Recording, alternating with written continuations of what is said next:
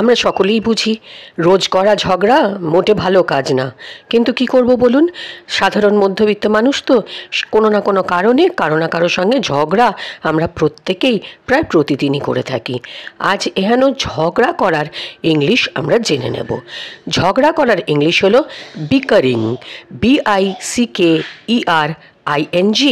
বিকারিং হলো ঝগড়া করার ইংলিশ শব্দ। একটা সেন্টেন্সে এর প্রয়োগ দেখে নেব। বিকারিং can never solve any problem. ঝগড়া কখনো কোনো সমস্যার সমাধান করতে পারে না। তাহলে দেখলেন তো, ঝগড়া করে কোনোই লাভ নেই। It's no use bickering. The two people were bickering with each other.